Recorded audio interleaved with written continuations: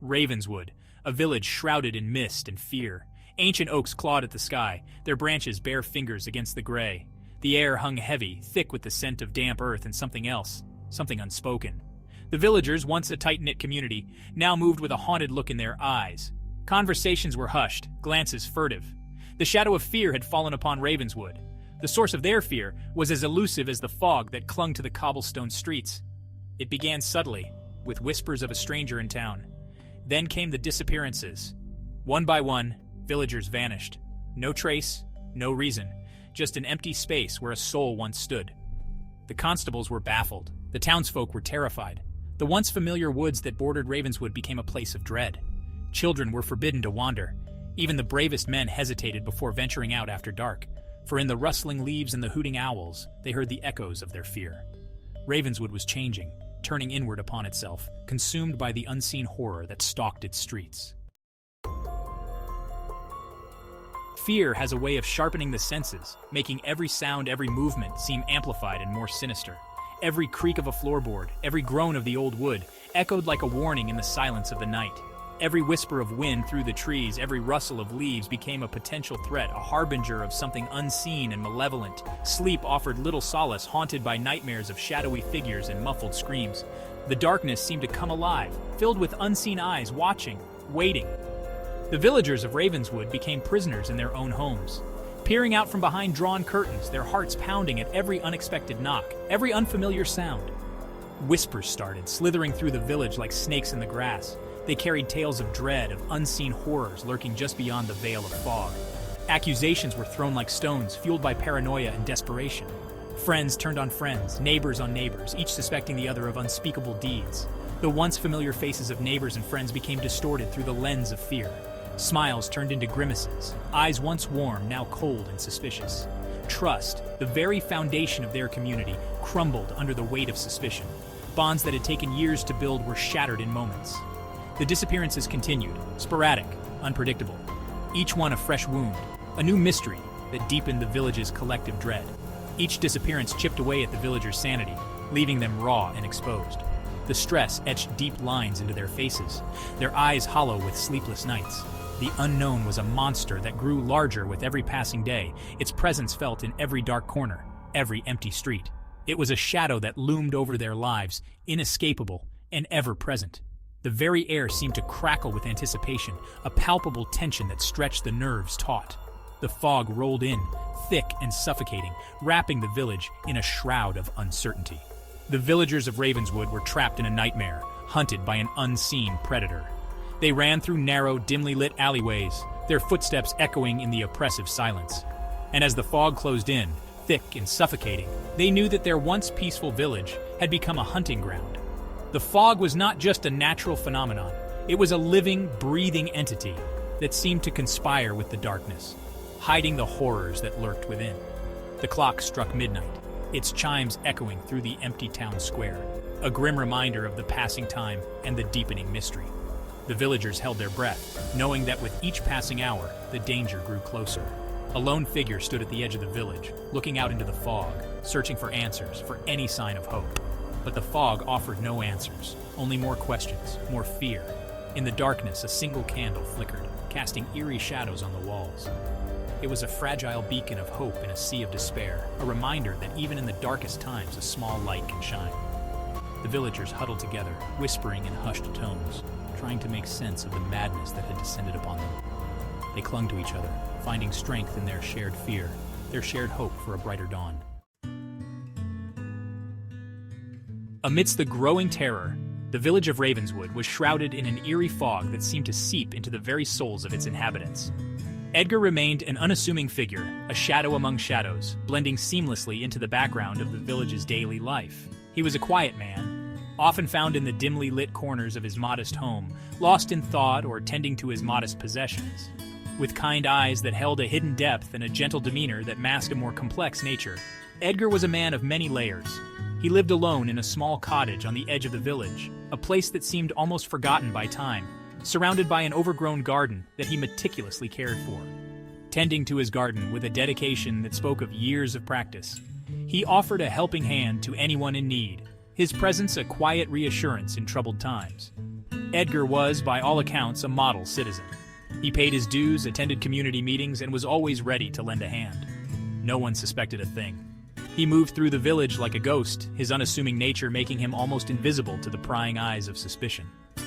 He would often be seen strolling through the village, his steps measured and calm, as if he had all the time in the world. Offering a warm smile and a friendly greeting to his neighbors, he seemed to be the embodiment of kindness and goodwill. He would inquire about their families, their work, their lives, always the attentive listener, his eyes never missing a detail. He was a source of comfort in those dark times, a beacon of normalcy in a world that had been turned upside down by fear and uncertainty. A beacon of normalcy in a world that had been turned upside down. His presence was a soothing balm to the frayed nerves of the villagers. The children, drawn to his gentle nature and the promise of adventure in his stories, would often gather at his fence, eager to hear his tales. He would regale them with tales of faraway lands and mythical creatures, his voice weaving a tapestry of wonder and excitement. His stories, filled with mythical creatures and faraway lands, were a welcome escape from the grim reality that surrounded them. His voice, a soothing balm to their fear-ridden hearts, would carry them away to places where the sun always shone and the monsters were always defeated. He became a grandfatherly figure to them, a source of comfort and reassurance in a world that seemed to be falling apart around them. A source of comfort and reassurance in a world that seemed to be falling apart around them. Edgar's presence was a curious anomaly in Ravenswood. Edgar's presence was a curious anomaly in Ravenswood, a village where fear and suspicion had taken root. While others succumbed to suspicion and fear, their minds clouded by the ever-present fog, he remained a pillar of calm, his demeanor unwavering. He remained a pillar of calm, his demeanor unwavering, a steady presence in a world that seemed to be losing its grip on reality. He was the one constant in a world of shifting shadows, a reassuring figure in a village teetering on the brink of madness. A reassuring presence in a village, teetering on the brink of madness. His calm demeanor was a stark contrast to the chaos that threatened to engulf them all. But appearances, as they often do, were deceiving. Beneath the surface of Edgar's calm and kind exterior, there lay secrets that the village of Ravenswood could never have imagined. Section 4. Paranoia's Grip. As the disappearances escalated, the villagers grew increasingly desperate. Fear morphed into paranoia, poisoning their minds, turning neighbor against neighbor. The once strong bonds of community frayed, replaced by suspicion and mistrust. Wild accusations flew, fueled by terror and desperation. Old grudges resurfaced, twisted and magnified by the prevailing atmosphere of fear. The most innocent actions were scrutinized, interpreted as signs of guilt. A stray glance, an overheard whisper, a late-night errand, all became damning evidence in the court of public opinion. The village council, once a symbol of order and authority, found itself powerless to quell the rising tide of hysteria. Their pronouncements, once heeded with respect, were now met with skepticism and outright defiance. The villagers, consumed by their own fear, had turned inward, their collective sanity unraveling with each passing day. The once peaceful streets of Ravenswood became a battleground of whispers and accusations. The fog of fear had seeped into their very souls, twisting their perceptions, turning friends into enemies, and neighbors into threats. The horror that haunted Ravenswood was no longer a shadowy figure in the night, but the darkness that had taken root in their hearts. Section 5. A Moment of Peace. The night Edgar was caught was one of the few times the fog lifted, both literally and metaphorically. The dense mist that had shrouded the village for weeks seemed to part, revealing the truth that had been hidden in its depths. It was as if the very air had been holding its breath, waiting for this moment of revelation. The constables, acting on a hunch, had staked out his cottage. They had been watching Edgar for days, their suspicions growing with each passing hour. The tension was palpable, a silent vigil in the dead of night, waiting for the monster to make a mistake. What they found sent chills down their spines, a hidden room filled with macabre trophies from his victims. Each item told a story of horror and despair, a testament to Edgar's twisted mind. The constables could hardly believe their eyes. The sheer scale of his atrocities laid bare before them. The villagers, upon hearing of Edgar's capture, felt a collective sense of relief, like a weight had been lifted from their chests. They had lived in fear for so long, the news of his arrest spread like wildfire, bringing with it a glimmer of hope. Faces that had been etched with worry began to soften, the lines of fear slowly fading. The nightmare, it seemed, was finally over. Justice was swift. Edgar was taken away, his fate sealed by the evidence found in his lair. The village could finally breathe again, the oppressive atmosphere lifting as the reality of his capture sank in. Edgar, his eyes vacant, offered no resistance. No explanation for his horrific crimes. He was a shell of a man, devoid of any emotion or remorse. The villagers watched as he was led away, their eyes filled with a mixture of relief and lingering fear.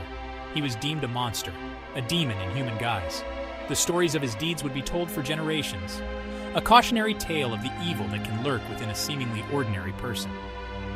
The villagers could hardly believe that such darkness had been hiding among them. With him gone, a sense of normalcy returned to Ravenswood. The disappearances stopped. The whispers died down. Life began to resume its usual rhythm, the village slowly returning to its former self. The streets that had been deserted at night were once again filled with the sounds of life. The villagers, their paranoia replaced by a shared sense of relief, began to heal. They came together, supporting one another as they tried to move past the horrors they had endured. The bonds of community grew stronger, forged in the fires of their shared ordeal. Children played in the streets again, their laughter echoing through the cobblestones. It was a sound that had been absent for too long, a sign that life was returning to normal. The innocence of youth, once overshadowed by fear, began to shine through once more. Doors were left unlocked at night. The sense of security that had been shattered was slowly being rebuilt. The villagers no longer felt the need to barricade themselves in their homes, the fear that had gripped them loosening its hold. The woods, once a place of dread, were once again a source of solace and tranquility. The villagers began to venture into the forest, reclaiming the spaces that had been tainted by Edgar's presence. The natural beauty of the woods offered a balm to their wounded spirits. The shadow that had loomed over Ravenswood for so long seemed to have finally dissipated, leaving behind the faint memory of a bad dream. The village was bathed in a new light, the darkness that had once seemed impenetrable now, a distant memory. But the villagers' newfound peace was a fragile thing, a delicate flower blooming on the precipice of an abyss. They knew that the scars of their ordeal would take time to heal, and that the peace they had found was something to be cherished and protected. For they were unaware that a far greater horror lay dormant beneath the surface, waiting for the opportune moment to stir. The true nature of the evil that had plagued them was still hidden, a sinister presence that thrived on the fear and uncertainty of the villagers. The evil that had truly infected Ravenswood was not of flesh and blood, but something far more insidious, something that thrived on fear itself. It was a darkness that could not be easily vanquished, a shadow that lingered in the corners of their minds, waiting for the right moment to strike again. The villagers, though relieved, remained ever vigilant, knowing that true peace was a fleeting and fragile thing.